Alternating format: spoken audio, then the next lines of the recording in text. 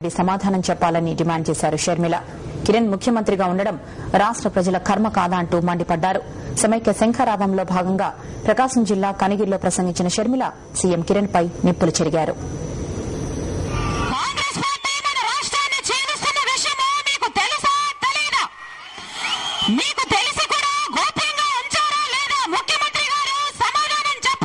మన రాష్ట్రాన్ని చీలుస్తున్నాము అని కాంగ్రెస్ పార్టీ సంకేతాలు పంపించిన వెంటనే వైఎస్ఆర్ కాంగ్రెస్ పార్టీకి చెందిన అంతమంది నాయకులు రాజీనామాలు చేశారు.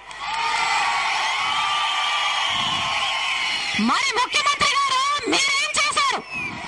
దిష్టి బొమ్మలో ఏమీ చేతగానిలాగా అలాగే కళ్ళు పిగించి చూసింది మీరుగాను ముఖ్యమంత్రి గారు అని అడుగుతున్నాం.